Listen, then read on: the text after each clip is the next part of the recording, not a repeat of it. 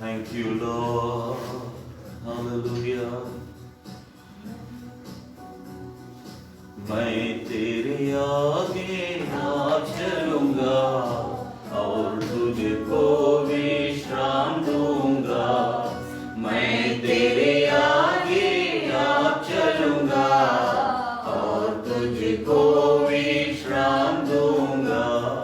चिंता न करो, भय न करो, हाथ पकड़कर तुझे मैं चलाऊंगा।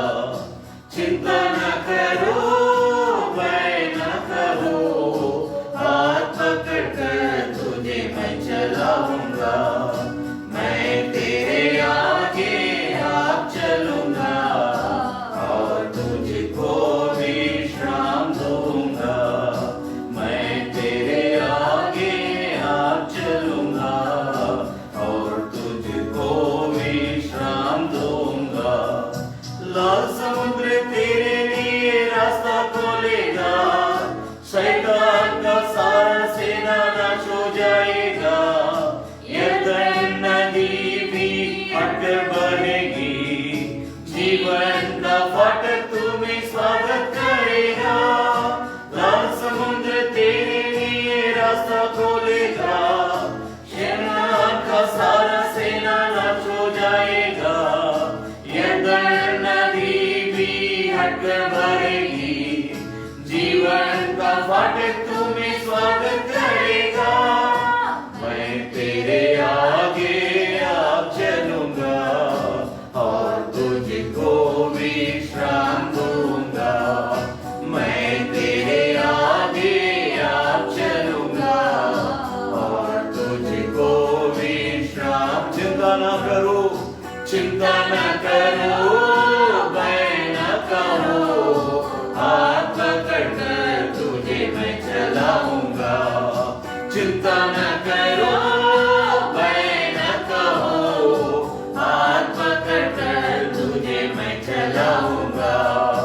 मैं तेरे आगे आप चलूंगा और तुझको विश्राम दूंगा। मैं तेरे आगे आप चलूंगा और तुझको विश्राम दूंगा। मरा का पानी भी मीठा लगेगा, यरीहो का शहर बना गिर पड़ेगा। सूर्य चंद्रमा की गति थम जाएगी, जीवन का ज्योति तुम्हें ले जाएगा। मरा का पानी भी मीठा लगेगा, यरीहो का शहर बना गिर पड़ेगा। सूर्य चंद्रमा की गति थम जाएगी, जीवन का ज्योति तुम्हें ले जाएगा। मैं तेरे आगे आप चलूंगा और तुझको विश्राम दूंगा। मैं तेरे आगे आप चलूंगा और तुझको विश्राम दूंगा। चिंता न करो, चिंता न करो, भय न करो, हाथ पकड़कर तुझे मैं चलाऊंगा। चिंता न करो, भय न करो, हाथ पकड़कर तुझे मैं चलाऊंगा। मैं तेरे आगे आप चलूंगा और तुझको विश्राम दूंगा। मैं तेरे आगे आप चलूंगा और तुझको विश्राम दूंगा। दयालु पिता, इस नए साल के पहला दिन की आराधना के लिए हम आपको हृदय से कोटि कोटि धन्यवाद करते हैं। आपके पुत्र प्रभु यीशु मसीह के नाम से आपको एक और बार दिल की गहराई से कोटि कोटि कोटि कोटि कोटि धन्यवाद करते हैं, क्योंकि 2020 साल में आपने जरूर पूरा दुनिया दुख में, क्लेश में, बीमारी में, मुसीबतों में, नाना प्रकार की परेशानियों में डूबी हुई थी, लेकिन आप हमारा परमेश्वर हमारा हाथ पकड़कर आज तक अगुवाई किया है। हम आपको हृदय से कोटि कोटि धन्यवाद करते हैं और इस साल में भी, इस 2021 नए साल में, आज के दिन से परमेश्वर पिता इस साल के आखिरी दिन तक तू हमें हाथ पकड़कर अगुवाई करेगा। हम उस विश्वास और निश्चयता, उस आशा और भरोसा के साथ हम आपको कोटि कोटि धन्यवाद करते हुए आज के प्रचार के लिए प्रार्थना करते हैं। इस साल भर हमें अगुवाई करने के लिए आपने जो वचन दिया है, हम उस वचन पर, उस वायदा पर संपूर्ण विश्वास करते हुए परमेश्वर पिता उस वचन का सारा आशीषों को हम अपनाते हुए प्रार्थना करते हैं। इस वचन को अध्ययन करने के लिए हमारे को सहायता और मदद कीजिए, वचन को समझने के लिए सहायता और मदद कीजिए। पवित्र आत्मा हमारे बीच में वचन की गहराई को, वचन की भेद को हमें सिखाने के लिए हम इंतजार में हैं। स्वामी, तू जब तक नहीं सिखाएगा तब तक हम सीख नहीं सकते हैं, इसलिए प्रार्थना करते हैं पवित्र आत्मा तो हमें सिखा। धन्यवाद के साथ सारी इज्जत और महिमा तुझे देते हुए प्रार्थना प्रभु यीशु मसीह के नाम से मांगते हैं, सुन और ग्रहण कर ले पिता, आमेन आमेन। एक और बार प्रभु यीशु मसीह के नाम से आप सभी लोगों को जय मसीह की। साथ ही साथ इस नए साल के शुभकामनाएं हम आपको देते हुए सब किसी के एक बार और मैं बोलना चाहता हूं, happy new year to you all. आप सभी लोगों को प्रभु यीशु मसीह के नाम से नए साल के अभिनंदन, नए साल की शुभकामनाएं हम आपको देते हुए एक इंतजार के साथ आप इस सुबह के समय में परमेश्वर हमारे लिए इस साल के लिए किस प्रकार के आशीष को रखा करके आपके अंदर एक उत्साह और उमंग और एक उम्मीद, एक आशा और एक भरोसा के साथ परमेश्वर के वचन को आप सुनने के लिए इंतजार करते होंगे। लेकिन मैं आपको पहले पुराने साल को थोड़ा सा याद दिलाना चाहता हूं।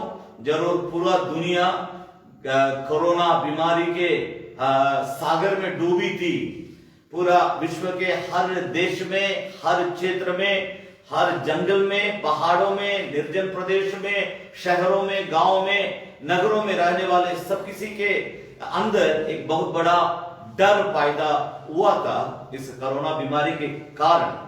मगर मैं परमेश्वर को धन्यवाद करना चाहता हूं, हमारा परमेश्वर विश्वास योग्य है, हमारा परमेश्वर चंगा करने वाला है। उसकी कोड़े काले से हम चंगे होते हैं। उसने कहा मिस्रियों के लिए जो बीमारी मैंने उनके लिए दिया था, उन बीमारियों में से एक भी बीमारी मैं तुम्हारे लिए, मेरे लोगों को मैं आने नहीं दूंगा करके प्रभु ने वायदा जो किया था, उस वायदा के अनुसार बीते 2020 साल में उसने हम सभी लोगों को हाथ पकड़ करके अगुवाई किया। मैं उसी बात को यहाँ पर आपके सामने रखना चाहता हूँ। बहुत कंपनियां बंद हो गई, बहुत लोगों की बीते साल में नौकरी चली गई, बहुत लोगों का पढ़ाई ठप हुआ, बहुत लोग फीस नहीं जमा कर पाए, बहुत लोग कारखानाओं को बंद किए, बहुत लोग संसारिक लोग आत्महत्या करके मरे।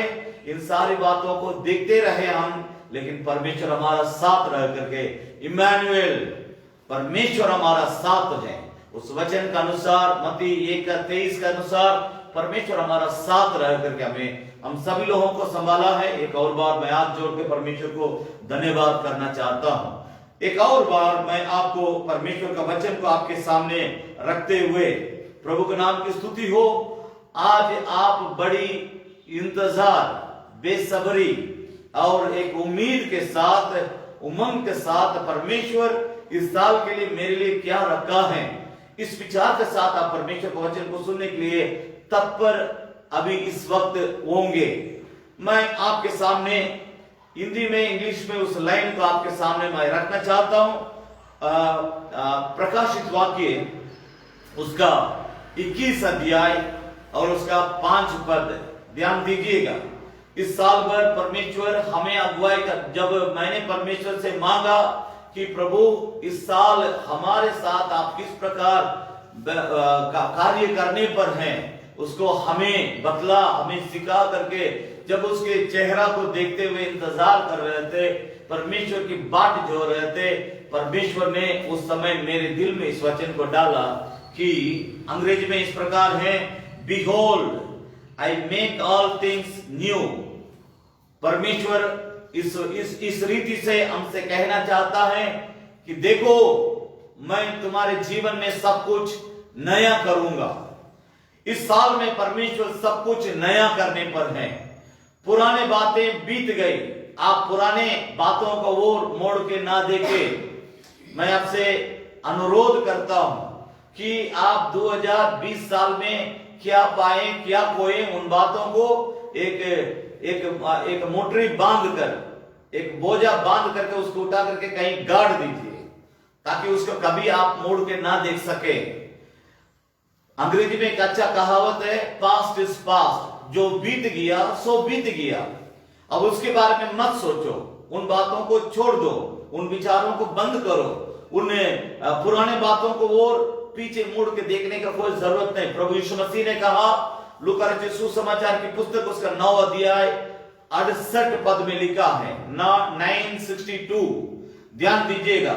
लूका रचित सुसमाचार की पुस्तक उसका 9 अध्याय और उसके 68 पद में लिखा है, जो हल पर हाथ रख के पीछे की ओर मुड़ के देखता है, वो मेरा प्रसन्न योग्य चेला नहीं रहेगा। मैं आपसे कहना चाहता हूं, ये साल का पहला दिन है, आप पीछे की ओर मुड़ के देखना बंद करें। जो भी आपने खोया, जो भी आपको नहीं मिला, जो भी आप इंतजार में थे, इंतजार करते करते आपका मन, आपका दिल, आपका विश्वास, आपका सोच, आपकी आशा, आपकी भरोसा बिल्कुल बीते साल में सूख गया होगा। उन बातों को बंद कीजिए। मैं मेहरबानी करके एक और बार आपसे हाथ जोड़ करके कहना चाहता हूं, आपके लिए परमेश्वर आगे क्या रखा है। हालेलुया। उस बातों को समझने के लिए कोशिश कीजिए, परमेश्वर इस साल में आपके लिए क्या रखा है। 2021 में परमेश्वर आपके साथ क्या करना चाहता है। जरूर मैं अभी भी कह रहा हूं, इस साल में भी इस प्रकार, बीते साल में जिस प्रकार लोग रोते थे, दांत पीसते थे, लोग जिस तरह हाय माँ हाय भाग करके लोग जिस तरह चिल्लाते थे, ये सब इस साल में भी होगा। परंतु हमारा परमेश्वर हमारा साथ रह करके वो जिस तरह वायदा हमारे साथ किया है, मैं तुम्हारे लिए देखो सब कुछ नया करूंगा। परमेश्वर हमारे साथ क्या करने वाला है उसको समझ लेंगे तो आप पीछे के दिनों को, पिछले दिनों का आप मोड़ के नहीं देखेंगे। पिछले दिनों में जो भी आपके साथ नुकसान हुई थी, उन बातों का आप याद नहीं करेंगे, आप आगे की ओर देखेंगे। मैं फिर यीशु प्रभु का वचन को याद दिलाता हूं, लूका 9:62 में लिखा है कि जो हल पर हाथ रख करके पीछे की ओर मोड़ के देखता है, वो मेरा कभी भी प्रसन्न योग्य चेला नहीं हो सकता है। अगर आप प्रभु की प्रसन्न योग्य विश्वासी, सेवक, चेला बनना चाहते हैं, मैं आपसे सीधे सीधे कहना चाहता हूं, परमेश्वर इस साल हमारे लिए सब कुछ नया करने के लिए वो तैयार है। उसको पाने के इंतजार कीजिए, उसको पाने के लिए अपने आप को तैयार कीजिए, अपने परिवार को तैयार कीजिए, अपने बाल बच्चों को तैयार कीजिए, अपने कलीसिया को तैयार कीजिए, अपनी सेवकाई को तैयार कीजिए। जितना में आप बीते साल में, उससे परमेश्वर आपको आगे ले जाना चाहता है, उसके लिए आप अपने आप को तैयार कीजिए। इस विचार के साथ मैं फिर उस वचन को और आपका ध्यान को आकर्षण करना चाहता हूं। प्रकाशित वाक्य उसका 21 अध्याय 5 पद। और जो सिंहासन पर बैठा था, जो सिंहासन पर बैठा था, उसने कहा, उसने अर्थात परमेश्वर ने कहा कि देख मैं सब कुछ नया कर देता हूं। मैं सब कुछ नया कर देता हूं। फिर उसने कहा कि लिख ले क्योंकि ये वचन विश्वास के योग्य और सत्य है। आपके पास आप आज का तारीख इस वचन के बगल में लगा करके आप इस बात पर विश्वास कीजिए। परमेश्वर हमको चुनौती देता है, लिख ले। मैं तुमसे कह रहा हूं, लिख ले। हे मेरे सेवकों, लिख ले। हे मेरे विश्वासीगण, लिख ले। जो मुझ पर विश्वास करने वाले लोग, परमेश्वर हमसे चुनौती के साथ इस बात को रखता है, लिख ले। कोई किसी बातों का कहने के समय में आप लिख करके रखिए, ये बात होगी। आप किसी से पैसा मांगते हैं, मान लीजिए 100 रुपया, तो आप जनवरी 10 तारीख लेने के लिए वापस रिटर्न देने के लिए आप बोलते हैं, तो आप बोलेंगे आप लिख करके रखिए भैया, मैं 10 तारीख आपको निश्चित रूप से दे दूंगा। ये तो संसारिक जीवन की बात है, लेकिन स्वर्ग और पृथ्वी दोनों के बीच में परमेश्वर एक समझौता करता है। तू लिख ले, परमेश्वर अपने लोगों से कहता, तो आप लोग लिख करके रख ले कि मैं इस साल में तुम्हारे जिंदगी में, तुम्हारे परिवार में, तुम्हारे बाल बच्चों में, तुम्हारे आत्मिक जीवन में, तुम्हारे सेवकाई के क्षेत्र में मैं सब कुछ नया करूंगा। परमेश्वर सब कुछ नया करना चाहता है, टॉप टू बॉटम, ऊपर से लेकर जड़ से परमेश्वर सब कुछ नया करना चाहता है।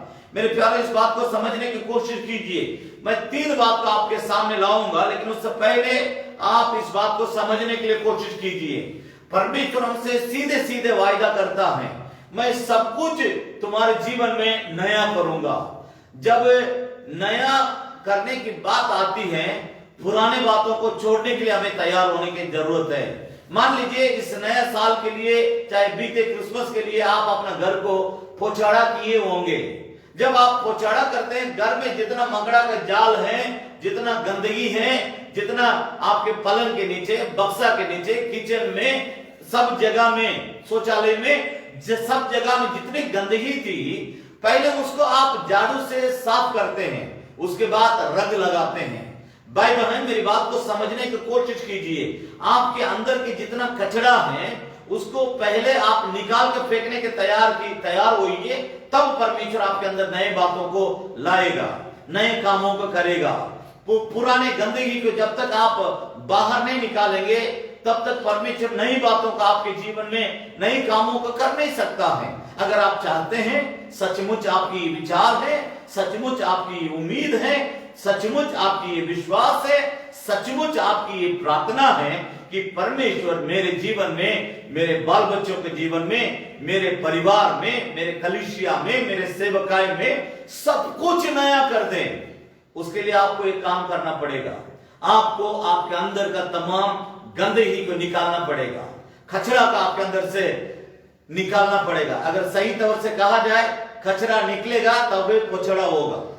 जब तक आपके अंदर की कचरा नहीं निकलेगी, तब तक आपको परमेश्वर नया रंग में रंगा नहीं सकता है। इस नया साल आपके लिए आशीष का साल, आनंद का साल और अनुग्रह के साल में बदलना है, बनना है, तो आप अपने जीवन को बदलने के लिए पहले तैयार हो जाइए। इससे मैं फिर आपको याद दिलाना चाहता हूं, मैं तुम्हारे जीवन में सब कुछ नया कर दूंगा। परमेश्वर सब कुछ नया करने के लिए तैयार है। Behold, I make all things new। परमेश्वर हमारे जीवन में सब कुछ नया करना चाहता है। मैं फिर आपको कहना चाहता हूं, परमेश्वर आपसे क्या कहता है उसको पहले समझ लीजिए। आप जब तक परमेश्वर की बातों को समझेंगे नहीं, तब तक आप परमेश्वर की आशीष को प्राप्त नहीं कर सकते हैं। जब आप समझेंगे तभी आप उसके अनुसार अपने आप को बदलेंगे। जब तक आप समझेंगे नहीं, तब तक आप अपने आप को बदलेंगे नहीं। जब तक आप बदलेंगे नहीं, तब तक परमेश्वर आपके लिए जो नई आशीषों को रखा है, उस नई आशीष को, नया अनुग्रह को, नया अभिषेक को, नया आनंद को आप प्राप्त नहीं कर सकेंगे। मैं उम्मीद करता हूं आप अपने आप की, अपने अंदर के तमाम कचरा को निकाल के फेंकने के लिए तैयार हैं। जब तक आप तैयार नहीं होंगे, आप इस वचन को भले आप सुन सकते हैं, लेकिन इस आशीष को आप प्राप्त नहीं कर सकते हैं। इस दृष्टिकोण के साथ मैं परमेश्वर के वचन का आपके सामने लाना चाहता हूं। 3 बात को मैं आपके सामने रखूंगा, लेकिन उससे पहले एक भूमिका। कोई भी बात को समझाने से पहले प्रभु यीशु मसीह दृष्टांत को इस्तेमाल करता था, ताकि मेरे लोग मेरी बात को सही तरह से समझ सकें। उसी अंदाज में मैं इस बात का आपके सामने रख रहा हूं, जैसा प्रभु यीशु मसीह का अंदाज था। अपने बात को लोगों को दिल में बैठाने से पहले वो एक जरूर दृष्टांत, पैराबल को वो जरूर इस्तेमाल करता था। उसी तरह मैं यहाँ पर 3 बात का आपके मन में बैठाने से पहले मैं आपसे कह रहा हूं कि ये एक भूमिका मैं आपके सामने रखना चाहता हूं। एक और बार इस साल की उस वायदा का वचन की मुद्दा, प्रचार का मुद्दा और आपके साथ परमेश्वर जो वायदा किया है, हमारे साथ जो वायदा किया है, उस शब्द को मैं आपके सामने रखना चाहता हूं। Behold, I make all things new। मैं तुम्हारे जीवन में सब कुछ नया करूंगा। इस दृष्टिकोण के साथ एक वचन को यशायाह भविष्यद्वक्ता की पुस्तक, उसकी एक भूमिका आपको समझने के लिए, यशायाह भविष्यद्वक्ता की पुस्तक उसकी 42 अध्याय, ध्यान दीजिएगा, उसकी 42 अध्याय में हम एक वचन को पढ़ेंगे। एक वचन मतलब 9वां पद को पढ़ेंगे। 9 पद को हम यहां पर पढ़ेंगे।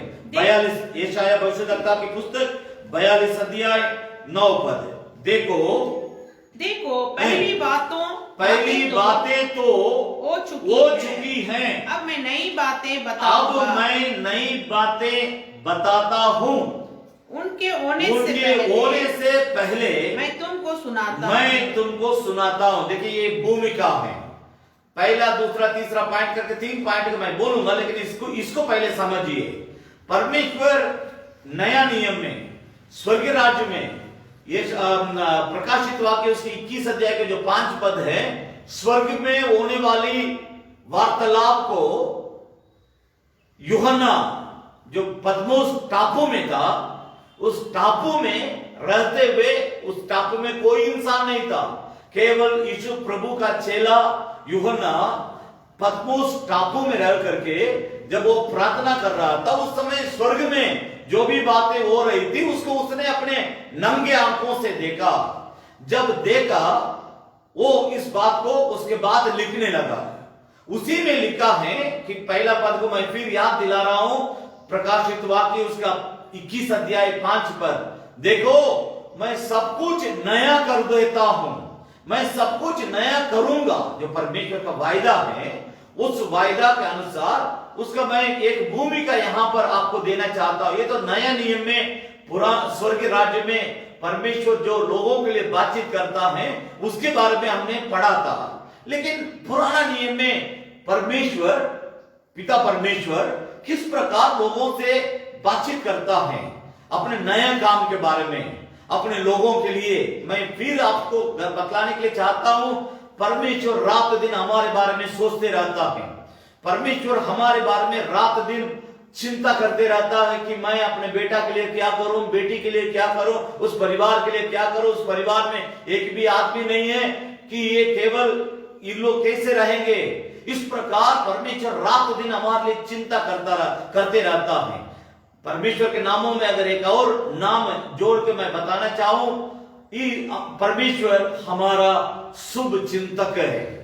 इस बात को समझने की कोशिश की। परमेश्वर हमारा शुभ चिंतक है, परमेश्वर हमारा उत्तम प्रबंधक है। इस बात को समझ, इज आवर केयर टेकर, हमारे लिए ख्याल रखने वाला, हमारे लिए चिंता करने वाला, हमारे लिए प्रबंध करने वाला परमेश्वर है।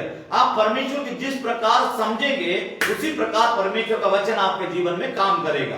तो इस बात को समझने की कोशिश कीजिए। 42 अध्याय यशायाह भविष्यद्वक्ता की पुस्तक उसका 9 पद। देखो पहली बातें तो हो चुकी हैं, अब नई बातें बताता हूं। उनके होने से पहले मैं तुमको सुनाता हूं। देखिए कितना परमेश्वर सुंदर ढंग से अपने दिल की बात को अपने लोगों को सामने रखता है। तो पुरानी बातें बीत चुकी हैं, जो भी मैंने कहा था, अब उदाहरण के लिए जो भी मैंने कहा था वो सब पूरा हो गया है, बीत चुकी है। उदाहरण के लिए चंद्रमा हो जाए, परमेश्वर ने अपने मुंह से कहा चंद्रमा हो गया। सूरज हो जाए, तो जब हो जाए करके परमेश्वर ने अपने मुंह से कहा था, हो गया है। इस प्रकार परमेश्वर अपने शब्दों से सब कुछ बनाया है। भाई बहन, उसी बात को यहां पर रटा रहा है। न केवल प्रकृति की सृष्टि के बारे में, साथ ही साथ दुनिया भर में रहने वाले हर इंसान के बारे में भी परमेश्वर यहां पर जोड़ करके कहता है, जो भी मैंने कहा था वो सब बीत चुका है, जो भी मैंने बतलाया था वो सब बीत चुका है। अब मैं नई बातें बताता हूं। आप इस बात को समझने की कोशिश कीजिए। परमेश्वर हमारे लिए नई नई बातों को प्रतिदिन बताने के लिए, नई नई कामों को प्रतिदिन करने के लिए वो तैयार है। इसलिए बाइबल धर्मशास्त्र बतलाती है परमेश्वर का अनुग्रह, परमेश्वर की करुणा प्रतिदिन के लिए नई होती है, प्रतिदिन के लिए नई होती है। उसकी करुणा, उसकी अनुग्रह प्रतिदिन के लिए नई होती है। उसी तरह उसका काम भी हमारे लिए प्रतिदिन के लिए नई होती है। इसलिए वो कहता मैं प्रतिदिन तुम्हारे लिए नया काम करूंगा। इसलिए वो गायक गाते हैं मेरे जीवन में नया काम कर यीशु, मेरे जीवन में नया काम कर यीशु,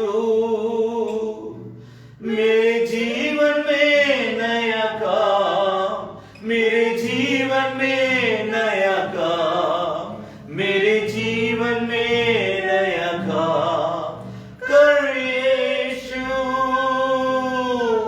मेरे जीवन में नया काम, मेरे जीवन में नया काम, मेरे जीवन में नया काम कर यीशु।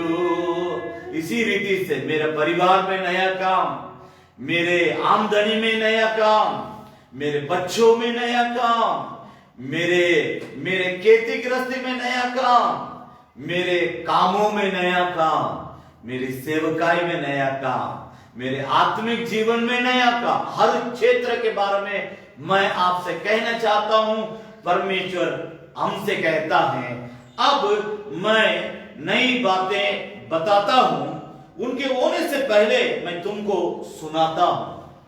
इस बात को समझने की कोशिश कीजिए। यहां 3 टेंस, 3 काल के बारे में लिखा है।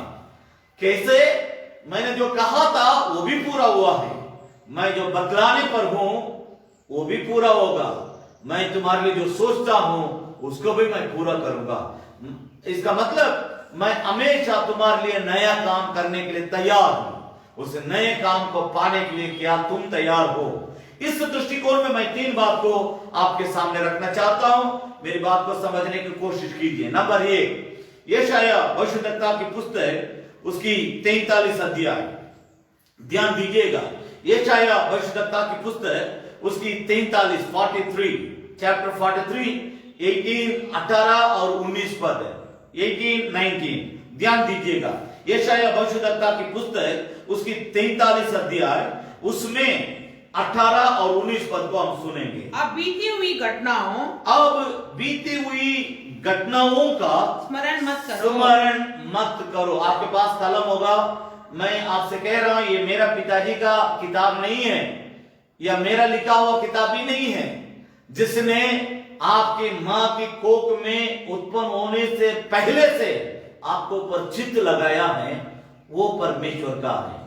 आकाश और पृथ्वी का मालिक, सारे सृष्टि का सृजनहार, तारणहार, पालनहार, केवनहार परमेश्वर, उस गॉड ऑलमाइटी सर्वशक्तिमान परमेश्वर का ये वाणी है। मैं आपसे कह रहा हूं आप इन बातों का हल्का से लीजिएगा, हल्का ही आप परमेश्वर के आशीष को पाएंगे। अगर इसको गंभीरता से, गहराई से, दिल से परमेश्वर मुझसे बातचीत करता करके उस डर भय के साथ आप इस बात को लेंगे, मैं दावा के साथ कह रहा हूं इस साल भर आपके जीवन में परमेश्वर नए काम करते हुए आप देखते रहेंगे। लिखा है अब बीती हुई घटनाओं का स्मरण मत करो, न प्राचीन काल की बातों पर मन लगाओ। देखो मैं एक नई बात करता हूँ, वो अभी प्रकट होगी। क्या तुम उससे अनजान रहोगे? मैं जंगल में एक मार्ग बनाऊंगा और निर्जल नदियां बहाऊंगा। जंगल में मार्ग, निर्जल देश में नदियां, नदी नहीं, एक नदी की नहीं बात करता है परमेश्वर, नदियां मैं बहाऊंगा। भाई बहन, इसी के बारे में प्रचार करने के लिए कम से कम 1 घंटा समय चाहिए। मैं आपसे अनुरोध करता हूं, आपसे विनती करता हूं, आप परमेश्वर के वचन को समझने के लिए समय बिताइए। बहुत लोग बहुत बार दुनियादारी बातों में बहुत मन लगाते हैं, लेकिन परमेश्वर की बातों को, परमेश्वर के वचन को, उसकी गहराई को समझने के लिए समय नहीं लगाते। उसके चलते आप समझ नहीं पाते परमेश्वर आपके द्वारा आपके जीवन में, आपके परिवार में, आपके बाल बच्चों में, आपकी घर में, आपकी आत्मिक क्षेत्र में, आपकी सेवकाई में, आपके लोगों में, आपके क्षेत्र में क्या करना चाहता है, उसको आप समझ नहीं पाते हैं। एक बात को समझने की कोशिश कीजिए, अगर परमेश्वर आपके जीवन में नया काम करना है, इस साल भर नया काम करते रहना है, तो मेरी बात पर ध्यान दीजिए परमेश्वर क्या बताता है। 18 पद को मैं पढ़ रहा हूं। अब बीती हुई घटनाओं को स्मरण मत करो। आपके पास कलम होगा तो नीचे अंडरलाइन कर ले, और अगर आप प्रचार लिख रहे हैं, आप साफ तौर से आज के डेट तारीख लगा करके लिख लीजिए। पहले पुराने बातों का अपने दिमाग से, दिल से उखाड़ के फेंकिए। जब तक इस कचरा को आप अंदर रखेंगे, तब तक आप परमेश्वर के उस नए काम को, उस नए आशीर्वाद को, उस नए आनंद को, उस नए अनुग्रह को, उस नई करुणा को आप प्राप्त नहीं कर पाएंगे। इसलिए मैं आज जोड़ के आपसे कहना चाहता हूं, विनती करता हूं, पुराने कचरा को पहले दिमाग से, दिल से उखाड़ के फेंकिए। परमेश्वर वो कहता है, अब बीती हुई घटनाओं को स्मरण ना करो, मत कर, स्मरण मत कर। पुराने बातों को भूल जाओ, उसको समाप्त करो, उसको खत्म करो, चैप्टर क्लोज। सीधे अगर कहा जाए, उसको पहले बंद कीजिए, उस बकवास की बातों को भूल जाइए। अगर आपको आपके लिए परमेश्वर नया करना है, नई बातों को और मन लगाइए। दूसरा, प्राचीन काल की बातों पर मन ना लगाओ। जो भी बातें आपके पीठ के पीछे बीत गई हैं, उन बातों को कुछ लोगों का आदत है याद करते भीतरे भीतर गल जाते हैं। एक आदमी पड़ोसी से पूछा कि भाई आप क्यों इतना दुबलाते जा रहे हैं, इतना पतला होते जा रहे हैं, क्या बात है? उसके लिए उसका जवाब क्या मालूम है? नहीं, मेरा पड़ोसी के घर में सब कोई बहुत आनंद के साथ रहते हैं, इसलिए मैं दुबला हो रहा हूं। क्योंकि उसके दिमाग में ये विचार है कि मैं अच्छा बनूं, मैं अच्छा करूं, मैं आगे बढ़ूं, मेरे अंदर खुशियों को मैं लाऊं, मेरे अंदर उत्साह और उमंग, आनंद और शांति की बातों को मैं मेरे अंदर में ज्यादा से ज्यादा उत्पन्न करूं, इसके लिए परमेश्वर से सहायता मांगू। ये विचार उसके अंदर नहीं था, बल्कि वो पड़ोसी से इतना मतलब दुखी था कि वो लोग बहुत आनंद के साथ रहते हैं, बहुत खुशी के साथ रहते हैं, हमेशा हंसते रहते हैं। उसके चलते भीतर भीतर गलते जा रहा था। मेरी बात को समझने की कोशिश कीजिए। परमेश्वर की जो हमारे लिए सुझाव है, सलाह है, उसको ऐसे ही अपना लीजिए। प्राचीन काल की बातों पर मन ना लगाओ। अगर ये दोनों बातों को आप करेंगे, यानी पुराने घटनाओं को भूल जाएंगे, उखाड़ के दिमाग से फेंक देंगे, और प्राचीन काल की बातों पर उसने ऐसा कह दिया, उसने ऐसा बोल दिया, इसने ऐसा हमारे लिए कर दिया, इसने हमको ऐसा, इस सब बकवास को बंद कीजिए। परमेश्वर जो आपसे करना चाहता है उसको कीजिए। हमेशा हम अपनी बातों को लेकर के लड़ते रहते हैं, आप समाप्त कीजिए। भाई बहन, मैं आपसे सीधे सीधे कह रहा हूं, आप अपने बातों को समाप्त कीजिए, जड़ से उखाड़ के फेंक दीजिए। परमेश्वर आपसे क्या कहना चाहता उसको पकड़िए। पुराने बीती हुई घटनाओं को भूल जाओ, प्राचीन काल की बातों पर मन मत लगाओ। ये दोनों काम अगर आप कहेंगे, आपके जीवन में परमेश्वर क्या कहेगा, उस नया काम कैसे उत्पन्न होता है। 19 पद को पढ़ रहा हूं। देखो मैं एक नई बात करता हूं, वो अभी प्रकट होगी। क्या तुम उससे अनजान हो? क्या तुम उससे अनजान रहोगे? मैं जंगल में एक मार्ग बनाऊंगा और निर्जल देश में नदियां बहाऊंगा। ध्यान दीजिएगा, जंगल में मार्ग। मैं कई बार जंगल में सेवकाई करने के लिए परमेश्वर ने मौका दिया है, और उसमें कभी कभी रास्ता भटक भी गए थे। कई बार सेवकाई करने के लिए मौका मिला, रास्ता मार्ग सही तौर से न मालूम होने के चलते भटक जाते थे, कभी बाएं कभी दाएं। बिहार में रोहतास पहाड़ के ऊपर सेवकाई में जब भी गए, जरूर हम लोग का जो उस इलाका में जो सेवकाई करने का प्रभु मौका दिया, उसके लिए मैं परमेश्वर को धन्यवाद करता हूं। उस पहाड़ के ऊपर जाने के बाद जो लोग वहां रहते हैं वही लोग हमारे लिए मार्ग बतला सकते हैं। अगर नए लोग वहां जाकर के वो रास्ता हमको मालूम है, ये रास्ता हमको मालूम करके आप जाएंगे, आप भटक जाएंगे। कई बार ऐसा हुआ है, न केवल बिहार के रोहतास जिला के पहाड़ में जो जंगल है वहां, अनेक जगह में, उड़ीसा में मेरे साथ ऐसा हुआ है। इसके अलावा अन्य जगहों में ऐसा हुआ है, नेपाल में भी ऐसा हुआ है। कई बार नेपाल में हमारे अपना जेम्स सेवकाई के द्वारा मिशनरियों के साथ हम लोग बाइक लेकर के जंगल में जाते थे। जरूर हमारे मिशनरी लोग आगे बढ़ते थे, उन लोग भी आगे जाकर के फिर मोड़ के आते थे, भैया इधर जाना है, भैया इधर जाना है। अनजान जानते हुए वे अनजान हो जाते थे, मार्ग में भटक जाते हैं।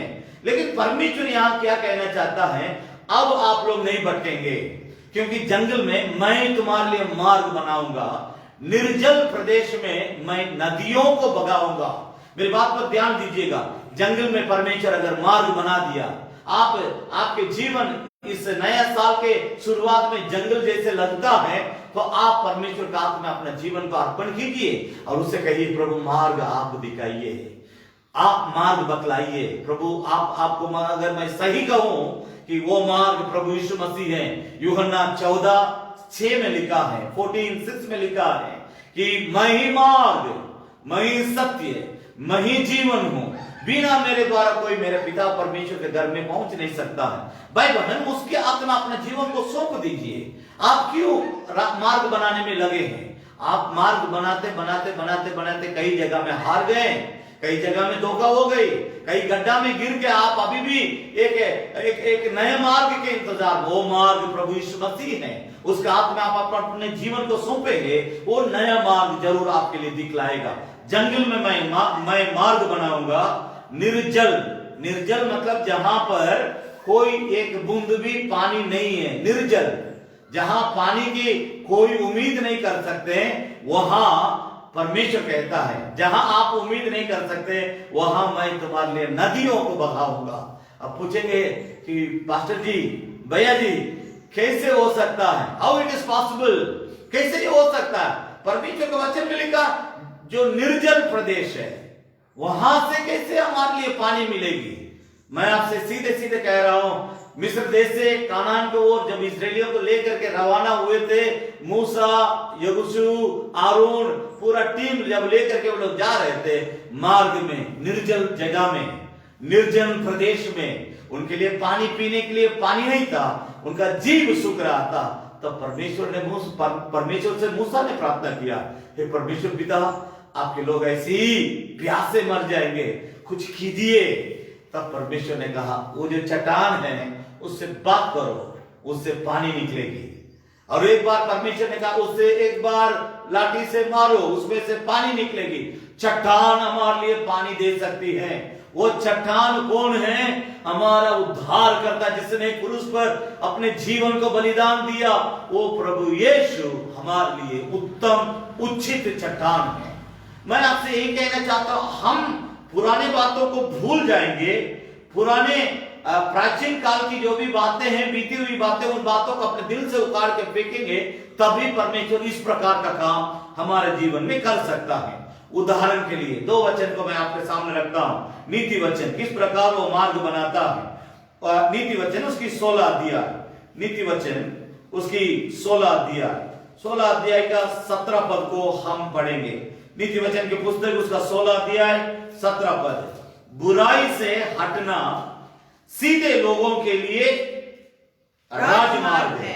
देखिए, इस बात को समझना है। आपको वो मार्ग कैसे मिलेगा? परमेश्वर आपके लिए कैसे मार्ग बनाएगा? How God makes the way for you. परमेश्वर आपके लिए कैसे मार्ग बनाएगा? वो तो बतला दिया बताने के लिए, मैं तुम्हारे लिए इस नए साल में नए नए मार्गों को मैं बनाऊंगा, तुम्हारा जीवन को मैं एकदम पूरा पूरा नया कर दूंगा, तुम्हारे बाल बच्चों को नया कर दूंगा, तुम्हारे आमदनी को नया कर दूंगा, तुम्हारे खेती गृहस्थी के कामों में नया कर दूंगा, और तुम्हारे सेवकाई में, कलीसिया में और लोगों में, तुम्हारे क्षेत्र को मैं नया कर दूंगा। कैसे करेगा? उसका करने का तरीका को समझिए, कैसे करेगा। यह लिखा है 17 पद, नीति वचन की पुस्तक 16 अध्याय 17 पद, बुराई से हटना सीधे लोगों के लिए राजमार्ग है। जो अपने चाल चलन की चौकसी जो अपने चाल चलन की चौकसी करता, अपने प्राण का भी और रक्षा अपने करता प्राण की भी रक्षा करता है। भाई बहन, समझाने के लिए मेरे पास समय नहीं है, लेकिन मैं एक बार और तुम आपके लिए मैं सुनाना चाहता हूं। बुराई से हटना सीधे लोगों के लिए राजमार्ग है। एक सकरा मार्ग में परमेश्वर आपको इस साल में नहीं ले जाना चाहता है, राजमार्ग में परमेश्वर आपको ले जाना चाहता है। उसके लिए आपको क्या करना पड़ेगा कि आप बुराई से हटिए, बुरे लोगों से हटिए, बुरे लोगों की संगति से हटिए, बुरे काम करने वालों से हटिए। अगर आप आत्मिक बने रहिए, सांसारिक मत बनिए। कुछ लोग आत्मिक होते हुए राजनीति करते हैं, ऐसे लोगों से हट कर रहिए। सीधे सीधे अगर परमेश्वर आपके लिए नया काम करना है, आपके लिए सब कुछ नया होना है, जैसा परमेश्वर ने कहा, behold I make everything new. परमेश्वर ने जिस तरह कहा था मैं सब कुछ नया कर दूंगा, और नया करना तो पहले आपको बुरे लोगों से, बुराइयों से आपको हटना पड़ेगा, तब आप राजमार्ग में आएंगे।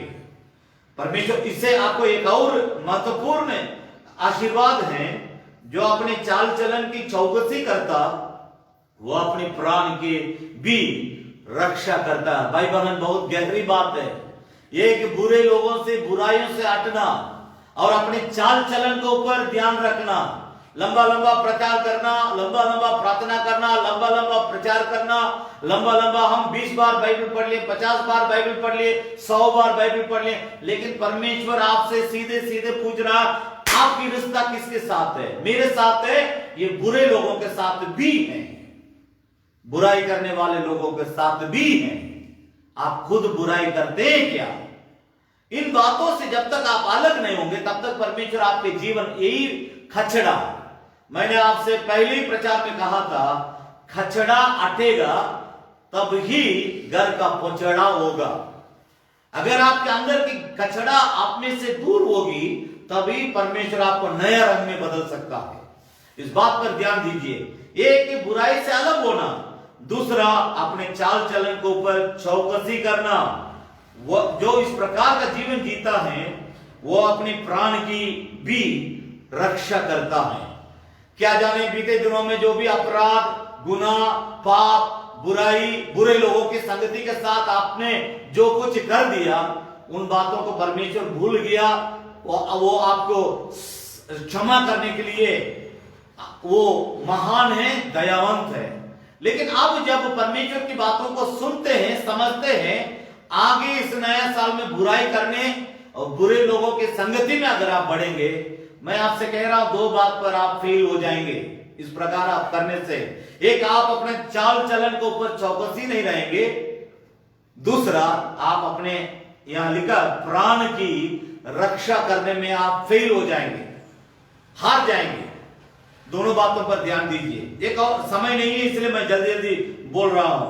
यशायाह भविष्यद्वक्ता की पुस्तक, यशायाह भविष्यद्वक्ता की पुस्तक, उसका 35 अध्याय, ध्यान दीजिएगा। यशायाह भविष्यद्वक्ता की पुस्तक, उसका 35 अध्याय 8 पद को यहां पर हम पढ़ेंगे। वहां एक सड़क अर्थात राजमार्ग होगा, उसका नाम पवित्र मार्ग होगा। आपके पास कलम, देखिए मैं बहुत लंबा समय लेकर के प्रचार करना चाहिए, लेकिन मेरे पास समय नहीं है, आपके पास भी समय नहीं है। आज बर्फ का दिन है, इसलिए मैं इस तरह जल्दीबाजी में बोल रहा हूं। थोड़ा सा आप बातों को समझने की कोशिश कीजिए। वहां एक सड़क अर्थात राजमार्ग होगा, उसका नाम पवित्र मार्ग है। आपके पास कलम होगा तो नीचे, राजमार्ग का मतलब क्या है? राजमार्ग आपको पवित्रता के ओर ले जाएगी। पवित्र मार्ग है, राइट। कोई अशुद्ध जन उस पर से उस ना पर चले- से चलना न पाएगा। चलने पाएगा। वो तो उन्हीं के लिए वो तो रहेगा। उन्हीं के लिए रहेगा। और उस मार्ग पर और जो उस चलेगा, मार्ग पर जो चलेंगे, चाहे मूर्ख वो चाहे भी हो, मूर्ख भी हो, तो भी कभी न तो भी भटकेंगे। कभी न भटकेंगे। अगर आप इस नए साल में भटकना नहीं चाहते हैं, राजमार्ग में चलना चाहते हैं, उस पवित्र मार्ग को पकड़ लीजिए और अशुद्ध जन उससे प्रवेश नहीं करेगा। अशुद्ध लोगों से अलग हो जाइए। मैं यहां पर समय नहीं है, एक वचन को जोड़ रहा हूं। प्रकाशित वाक्य उसका 22 अध्याय 11 और 12 पद को जोड़ रहा हूं। वहां पर लिखा है, जो पवित्र हैं वो पवित्र बना रहे। ध्यान दीजिए भाई बहन, परमेश्वर का वचन कितना साफ है। देखिए, इस बात को समझने की कोशिश कीजिए, कितना साफ है। लिखा है प्रकाशित वाक्य उसका 22 अध्याय 11 और 12 पद को मैं पढ़ रहा हूं। जो अन्याय करता है वो अन्याय ही करता रहे, जो मलिन है वो मलिन बना रहे, और जो धर्मी है वो धर्मी बना रहे, और जो पवित्र है वो पवित्र बना रहे। क्योंकि देख, मैं शीघ्र आने वाला हूं और अनेकों के काम के अनुसार बदला देने के लिए प्रतिफल मेरे पास है। मैं इसके ये पहला पॉइंट को पूरा बोल चुका हूं। दूसरा, समय समाप्त होने पर है, इसलिए थोड़ा सा जल्दीबाजी में मैं बोल रहा हूं। ध्यान दीजिएगा, यशायाह भविष्यद्वक्ता की पुस्तक उसकी 65 अध्याय। दूसरी पॉइंट, यशायाह नए, परमेश्वर अगर आपके लिए नया करना है, आपको किस प्रकार बदलना होगा, बनना होगा, उसको समझने की कोशिश करें। यशायाह भविष्यद्वक्ता की पुस्तक उसकी 65 अध्याय। ध्यान दीजिएगा, यशायाह भविष्यद्वक्ता की पुस्तक उसके 65 अध्याय 17 पद को पहले पढ़ेंगे। ध्यान दीजिएगा, 17 पद। क्योंकि देखो मैं नया आकाश, मैं नया आकाश नई पृथ्वी और नई पृथ्वी करने पर हूँ, और पहली बातें स्मरण न रहेगी और सोच विचार भी ना आएंगी। ध्यान दीजिएगा, अगर पहला पॉइंट को, दूसरा पॉइंट को एक और मुद्दा इसमें एक अगर बनाना चाहिए, मैं तो कहूंगा पहला जो पॉइंट है, earthly थिंग्स या earthly ब्लेसिंग्स, पृथ्वी के बातें, पृथ्वी की आशीष की बातें। पहला पॉइंट में मैंने, आप बाद में इन वचनों को निकाल करके पढ़ लीजिए, अभी लिखने वाले लिख के रख लीजिए, पृथ्वी की आशीर्वाद की बातें। सेकेंड, अभी जो दूसरा पॉइंट मैं बोल रहा हूं, यशायाह भविष्यद्वक्ता की पुस्तक 65 अध्याय उसकी 17 पद, heavenly blessings, heavenly things, about heavenly things. मेरी बात को समझने की कोशिश कीजिए। यहां परमेश्वर साफ तौर से कहना चाहता, क्योंकि देखो मैं नया आकाश और नई पृथ्वी उत्पन्न करने पर हूं, और पहली बातें स्मरण न रहेंगी और सोच विचार में भी न आएंगी। मैं दो बात को यहां पर जोड़ रहा हूं, ये स्वर्ग के संबंधित बातें हैं। दूसरा पत्रस की पत्री, ध्यान दीजिएगा, दूसरा पत्रस की पत्री उसकी 3 अध्याय 10 पद से लेकर 13 पद तक मैं एक साथ पढ़ रहा हूं, थोड़ा सा ध्यान दीजिए। दूसरा पत्रस की पत्री उसकी 3 अध्याय 10 पद से लेकर 13 पद तक, परंतु प्रभु का दिन चोर की नाई आ जाएगा। उस दिन आकाश बड़ी हड़हड़ाहट के शब्द से जाता रहेगा और तत्व बहुत ही तप्त होकर पिघल जाएंगी, और पृथ्वी और उस पर के कामें जल जाएंगी। तो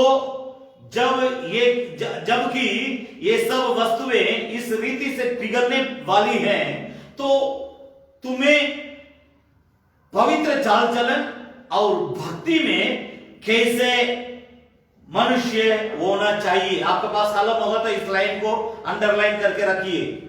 अगर जितना आप देख रहे हैं, बड़ा बड़ा आसमान है, बड़ा बड़ा पहाड़ है, इतनी बड़ी धरती है, का अनगिनत करोड़ संख्या में लोग इस पृथ्वी में पाए जाते हैं, सब कुछ समाप्त हो जाएगी। ये सब अगर सब कुछ समाप्त हो जाएगी तो तुम्हें किस प्रकार की पवित्र चाल चलन और भक्ति में कैसे मनुष्य होना चाहिए। 12 पद, परमेश्वर के उस दिन की बात किस रीति से जोगना चाहिए और उसके जल्द आने के लिए कैसा यत्न करना चाहिए, जिसके कारण आकाश आग से पिघल जाएंगे और आकाश के गण बहुत ही तप्त होकर गल जाएंगे।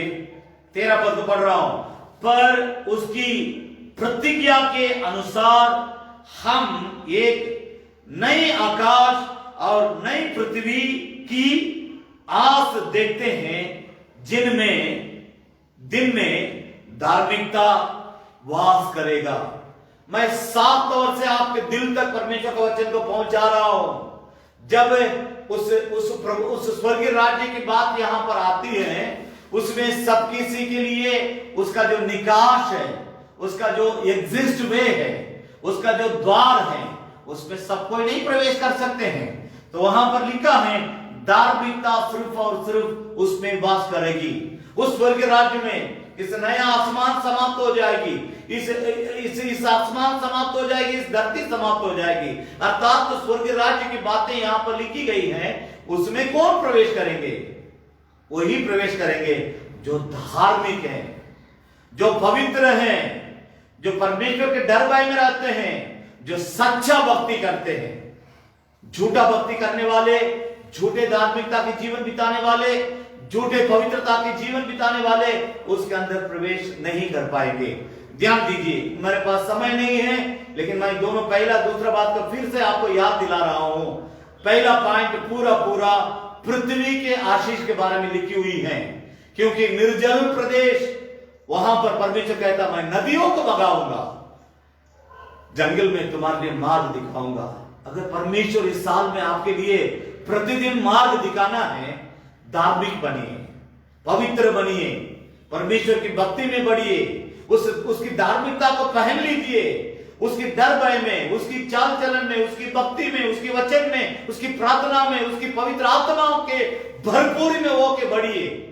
इस साल आपके लिए आशीष का साल, आनंद का साल, महिमामय साल और परमेश्वर की मनोहर साल और परमेश्वर का आशीषों से भरा हुआ साल रहेगा।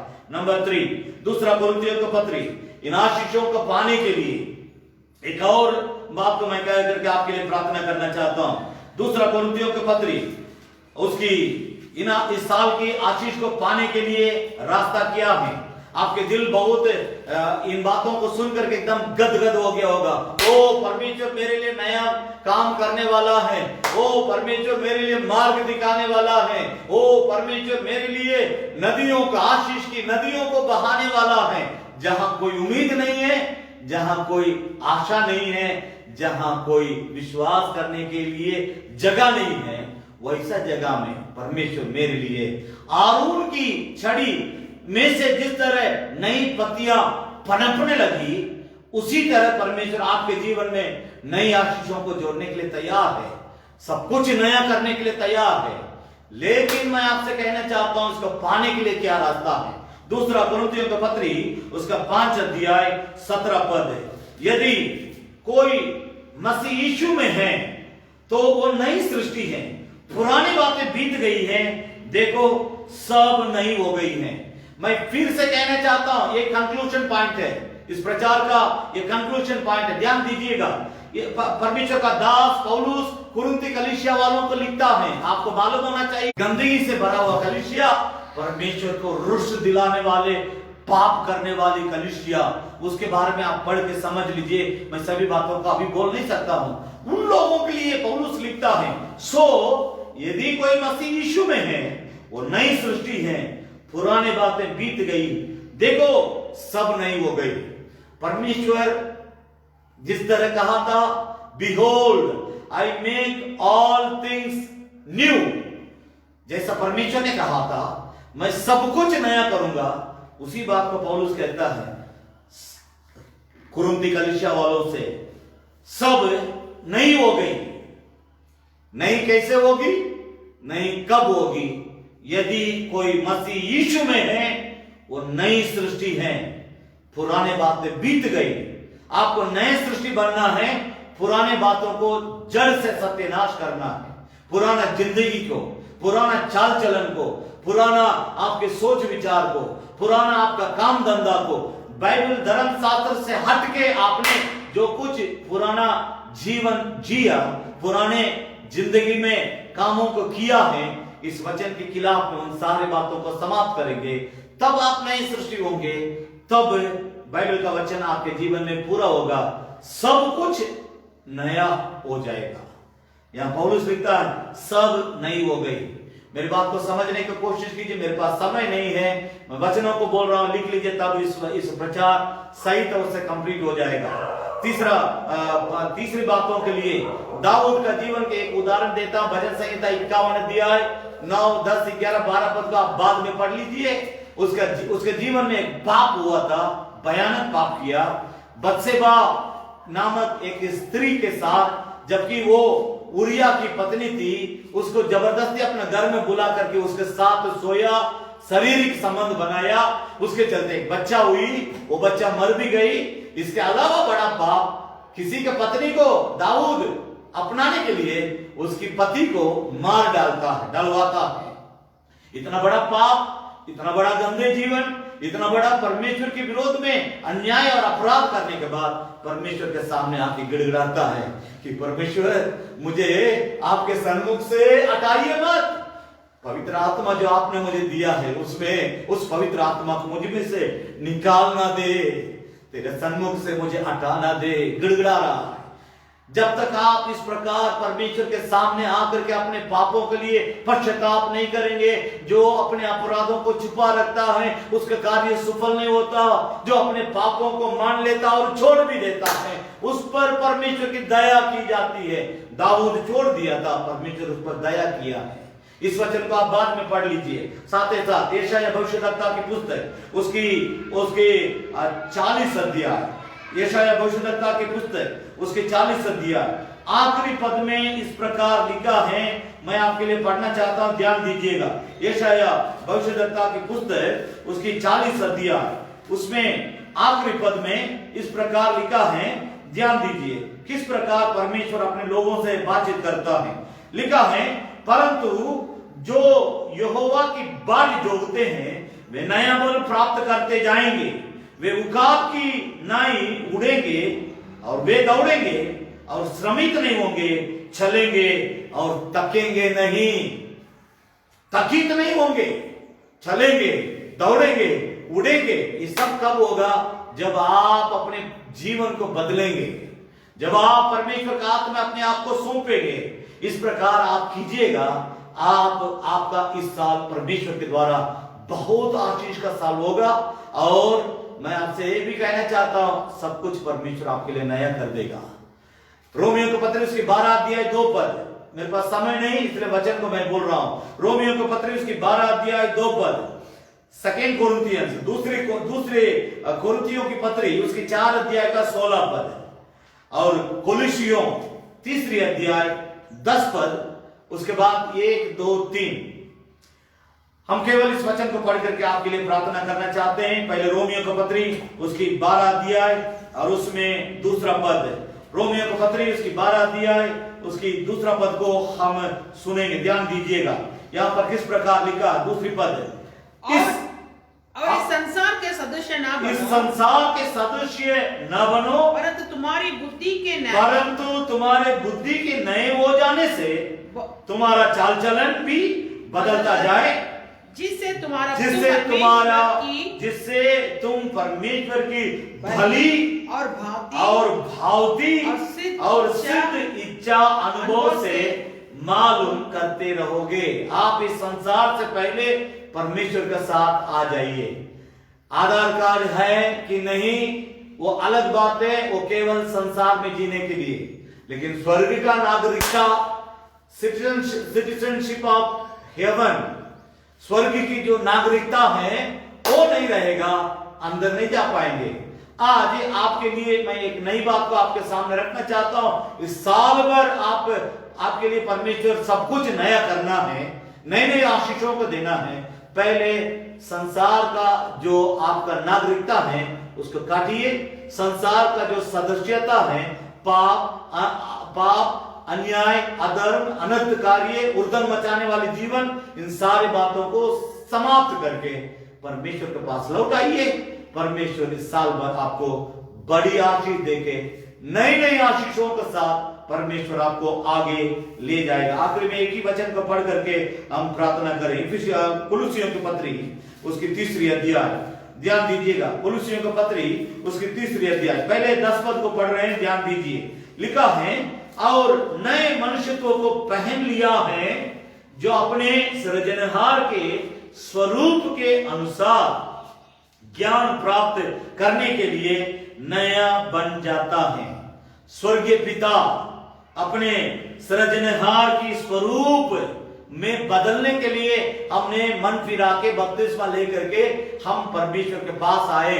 आज इस नए साल में आपके साथ आपसे एक सवाल के साथ हम इस प्रचार को समाप्त करना चाहते हैं। आप किसके शक्ल में हैं? किसके शक्ल में हैं? आपकी परमेश्वर पिता सृजनहार, तारणहार, पालनहार, केवनहार, उस ऑलमाइटी का सर्वशक्तिमान परमेश्वर की शक्ल में आप हैं, या संसार के किसी इंसान के शक्ल में आप बनते हैं, बदलते हैं? आजकल के नया युग के नौजवानों के लिए मैं बोलना चाहता हूं, आप इन दिनों में बहुत प्रकार के सिनेमा वाले हीरोओं को देख करके उनके जैसे बाल झाड़ना, उनके जैसे कपड़ा बदलना, मैं लड़कियों को भी मिला करके बोल रहा हूं। आप एक बात पर ध्यान दीजिए, अगर यीशु के लहू से आप धोए गए हैं, आप यीशु के जैसे बनिए, क्योंकि सृष्टिकर्ता के स्वरूप में बदलने के लिए ही, बनने के लिए ही प्रभु यीशु को परमेश्वर ने संसार में भेज के हमारे लिए क्रूस पर बलिदान दिया है। उसकी लहू अगर हमें धोया है, उसका वचन हमारे जीवन में मन फिराव का अनुभव को लाया है, मैं आपसे सीधे सीधे पूछ रहा हूं, किसके शक्ल में आप बनते हैं, बढ़ते हैं? उसी के आधारित इस साल में परमेश्वर आपको आशीष देगा। और इसके साथ ही साथ पहला, दूसरा, तीसरा पद को पढ़ करके मैं आपके लिए प्रार्थना करना चाहता हूं। सो जब तुम मसीह के साथ जिलाए गए हो, पहले पाप से मरे हुए थे, जिलाए गए हो, तो स्वर्गीय वस्तुओं की खोज में रहो, जहां मसीह वर्तमान और परमेश्वर के दाहिने ओर बैठा है। यहां तक आपको जाना है। मेरी बात पर ध्यान दीजिए। नए बनिए, नए बनिए, नया बनिए। आपके अंदर का कचरा और गंदगी जब तक हटेगी नहीं, तब तक परमेश्वर आपको नया आशीष दे नहीं सकता है। कहां तक हमको जाना है? जहां तक मसीह जाकर के पिता परमेश्वर के दाहिने ओर जा बैठा है, वहां तक हमारी सफर है। वहां तक जाने के लिए हमें प्रतिदिन बनते जाना है, प्रभु में बदलते जाना है, उसकी स्वरूप में बदलना है। दूसरी पद, पृथ्वी पर की नहीं परंतु स्वर्गीय वस्तुओं पर ध्यान लगाओ, क्योंकि तू तो मर गए और तुम्हारा जीवन मसीह के साथ परमेश्वर में छुपा हुआ है। जब मसीह जो हमारा जीवन है प्रकट होगा, तब तुम भी उसके साथ महिमा सहित प्रकट किए जाओगे। हम अभी आपके लिए प्रार्थना करना चाहते हैं, ध्यान दीजिए। एक और बार मैं उस वचन को आपको याद दिला रहा हूं। परमेश्वर, उस वचन को मैं फिर आपके लिए याद दिला रहा हूं। प्रकाशित वाक्य उसकी 21 अध्याय उसका 5 पद, 21 का 5 पद। एक बार और मैं आपको पूरा वचन नहीं, सीधे सीधे पॉइंट पर मैं बोल रहा हूं। जो सिंहासन पर बैठा था उसने कहा कि देख, मैं सब कुछ नया कर देता हूं। परमेश्वर हमारे लिए इस साल सब कुछ नया करूंगा करके वायदा करता है, लेकिन वो सब कुछ हमारे लिए नया करने से पहले हमारे अंदर की तमाम गंदगी, त्रुटि, कचरा, परमेश्वर का प्रसन्न बातें, परमेश्वर को रुष्ट दिलाने वाली बातें, परमेश्वर को क्रोध दिलाने वाली बातें, परमेश्वर को रुलाने वाली बातें, संसार की संगति, संसार की सदस्यता, संसार की नागरिकता, इन सारी बातों को छोड़ करके परमेश्वर के आत्मा में आ जाओ। परमेश्वर इस साल भर आपको अगुवाई करेगा और इस साल भर आपके लिए सब कुछ परमेश्वर नया करता रहेगा। हम इस शब्द के साथ यहाँ प्रचार को समाप्त करते हैं। हम आपके लिए प्रार्थना करना चाहते हैं। अगर सचमुच आप चाहते हैं इस साल भर परमेश्वर मेरे लिए नई नई आशीषों को देते रहे, नई नई बातों को और अगुवाई करे, नई सोच, नई विचार। और जैसे लिखा है, जहां कोई मार्ग नहीं दिखाई देती है जंगल में, प्रभु कहता वहां मैं तुम्हारे लिए राजमार्ग बनाऊंगा। जहां एक बूंद भी पानी नहीं है, निर्जल प्रदेश है, परमेश्वर कहता मैं तुम्हारे लिए नदियों को बहाऊंगा। अगर आप विश्वास करते हैं, अपनी जगह में खड़े हो जाइए, अपने दोनों हाथों को उठाइए। मैं आपके लिए प्रार्थना करना चाहता हूं। मैं तेरे आगे आप